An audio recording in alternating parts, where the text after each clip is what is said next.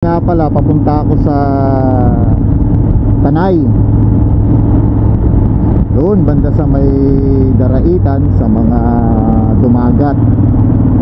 Kasi naatasan ako ng aming club sa Aguilion, Overland Eagles Club, na ako ang makipag-coordinate doon sa isang barangay or community doon sa may makikipag-coordinate ako para sa gagawin naming charity.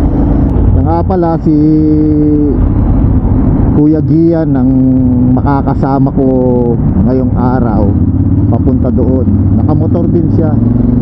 Motorcycle adventure tayo ulit.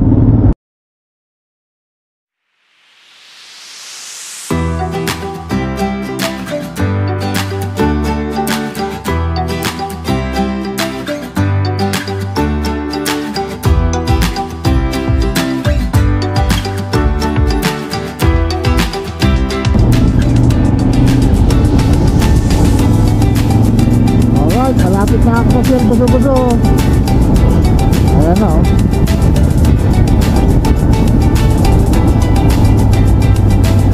So 7:40 in the morning. Early tayo na 20 minutes. Kaya si Kuya Gian. Kuya Gian! Kuya Gian!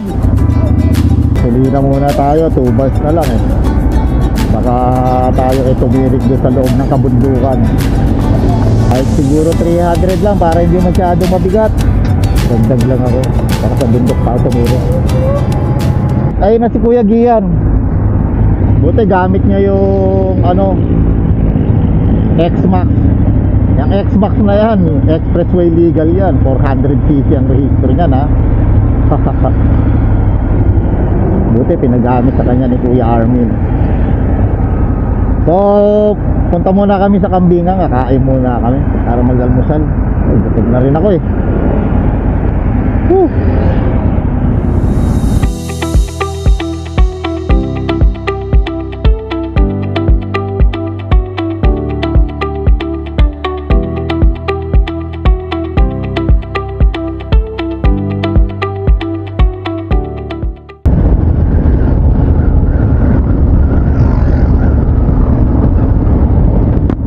Nawawala agad si Kuya Gian.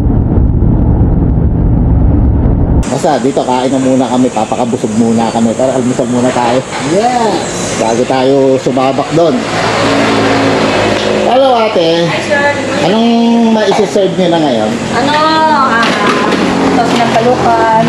Sanampalukan. Adobo kaldereta. Kilawin. Kilaw? Agang kilawin naman. Kilawin. Native chicken. Ano to? Adobo. Adobong chicken. Native. Apo. Parang di ko type yata manok ngayon ha. Peking duck. Layo ka muna ng Peking duck. Kambing. Peke nga eh. Kambing. Yes, Kuya, ano gusto mo? Kuha na, sinampalukan ba? Kaldereta at adobo. Yan, 3 ulam agad. Kaldereta. Ito yung adobo. Yes po. Ito yung kaldereta. Yes po. Ito yung kambing. Sinampalukan. Tapos pa yung isa. Alam niyo ba itong Jerry's? Habang tumatagal, ang sarap na ng kanilang luto. Shout out. Shout out na si ate oh. Dito sa Jerry's Kambingan yan. Jerry's Kambingan. Masarap na nga yung kumain dito. Siguro depende sa cook nila, no? Ate, pabukas ako electric pan ha. Mainit eh.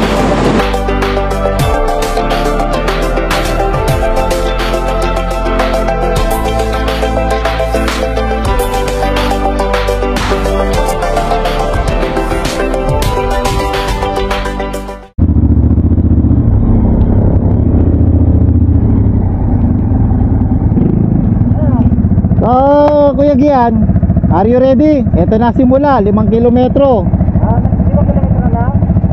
Oh, 5 kilometers. Mula rito hanggang doon ha. Ito yung literal na nakakain mo. Ito yan, sinesemento naman na to eh. Tara.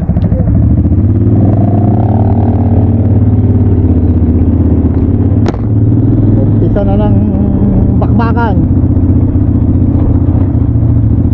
Patay ang X-Max. Pero okay lang yan, nakaya nga ng team ko, exciting ko yun. dahan-dahan lang. Itong XADB ang dala ko ngayon. Kaya lang matigas ang gulong ko, kaya ramdam ko yung kaldag. Hindi naman masyadong makaldag. Siyempre iba pa rin ang suspension nito pag off-road.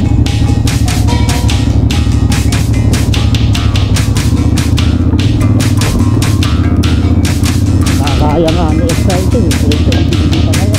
Leave me alone to my dirt devices. Sana po. I don't need your technology.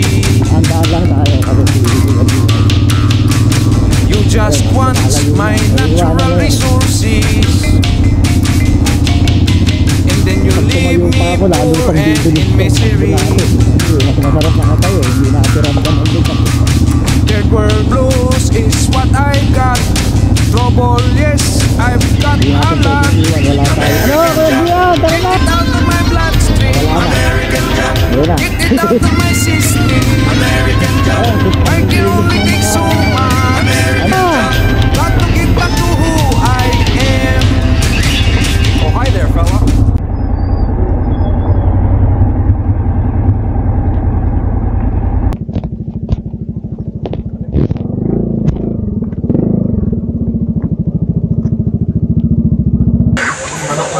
Yung una parang siyam lang ang kailangan. Tapos si coordinator dito sa kabila, dahil dalawa sila eh. Nardo? Ito naman Cardo. Ay, alin po bang coordinator yung babae? Yung lalaki. Opo, si Kakardo. At saka sino pa yung isa? Yung doon nakapwesto yung kubo na yan. Yun. Okay po, Nardo po yun. Nardo, ito si Cardo. Pinamilya. Ayun, siya yung kausap namin. So, nakapark kami dyan. Hanggang sa naitanong namin, sabi nagkakwentuhan. Kuryente, wala silang kuryente dito. Oo, solar, wala ring tubig na maayos.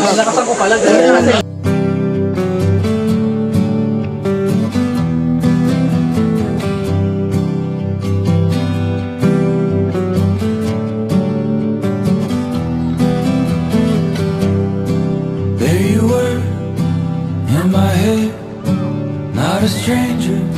Ligo lang kami. Kuya Gia, nakapantalon pa. Libre ang ligo, free entrance. Tapos, free yung kubo namin. Ayun, ang laki-laki. Ang pinakamaganda pa niyan, inaalok pa kami ng pagkain dito. Libre na rin. There you were, in Caroline.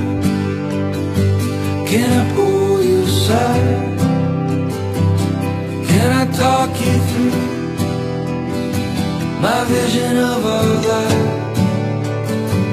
It'll take some time. It won't feel like a lie. We'll disappear through the years. I wake up when we die.